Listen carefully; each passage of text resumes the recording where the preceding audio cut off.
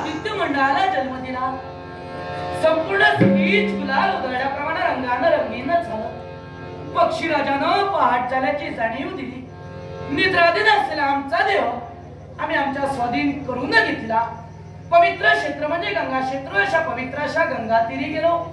शिथिलाचं स्नान केलं आणि ज्या देवतेचे का ताल तल्ली त्यांना हात तिथं आम्ही भक्ती करतो त्याच देवाच्या देवालयात गेलो.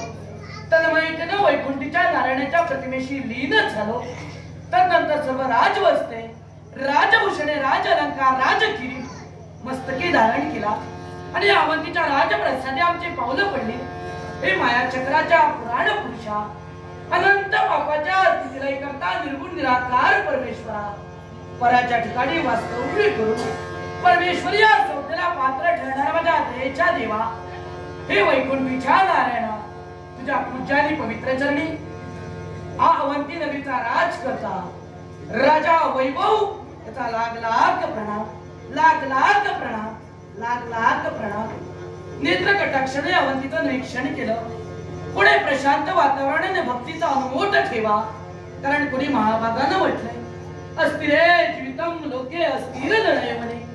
अस्थिर पुत्र धनश्व धर्मकीर्ती तोयम स्थिरम. माणसाचा जन्म शाश्वत, पुत्र वा कन्या ही सुद्धा शाश्वत. माणसानं मिळवलेला धन, माणसाजवळ असणारी संपूर्ण संपत्ती ही सुद्धा शाश्वत. मग या विश्वाच्या पाठीवर शाश्वतते का?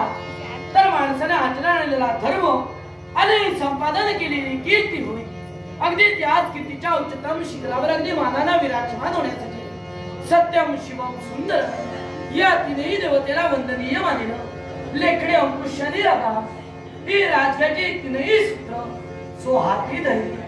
धर्म, अर्थ, काम आणि मोक्ष हे माणसाला मिळालेले चार पुरुषार्थ त्याचा सांग जीवनात अंगीकृत केले आणि माझ्या जनतारूपी जनार्दनाच्या इच्छेपूर्ततेसाठी क्षणोक्षणी पदोपदी आम्ही कार्यवादी राहिलो. 12 वर्षाचा प्रदीर्घ काळ आम्ही गृहाश्रमी घाललेला. 12 वर्ष परिपूर्ण होता क्षणी पावलेला गुरुदक्षिणाही दिली आणि आमची पावलं पडली ती अवंतीच्या पवित्र भूमी. त्याची आमचं स्वागत करण्यात आलं.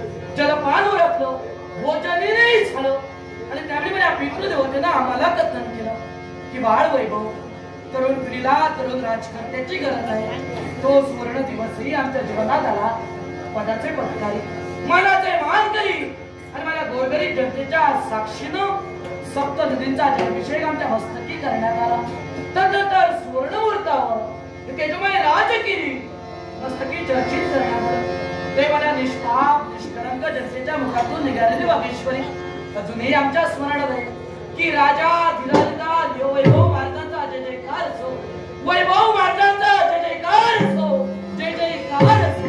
मला दिवसा शांत झाली. त्यावेळी मला पितृदेवतेनं सांगितलेले शब्द आम्ही आमच्या हृदय गाभाऱ्यात जपून ठेवले. राजा हा दिसावा लागत नाही, तो असावा लागतो. त्या वृत्तीचं उत्तंत पालन करून आज स्थितीत आम्ही न्यायदानाने कार्य करतो. पण भगवान तुझ्या कृपा आशीर्वादाने 5 नरेंद्रिय 5 कर्मेंद्रिय पंचप्राण मन आणि बुद्धी असा सगळा कलाने उत्तासरा मानवी देह तो आम्हाला प्राप्त करून दिला. योलोकी सुख परलोकी मोक्ष पदाची प्राप्ती मिळवावी म्हणून आम्ही एक मार्ग आचरणात आणला. मार्ग नश्वर काया सार्थकी करण्या मानवा भक्ती मार्ग बरवा, मानवा भक्ती मार्ग बरवा, मानवा भक्ती मार्ग बरवा. आजच्या दिनी थोर मूर्ती पाहिली. खरोखर मनाला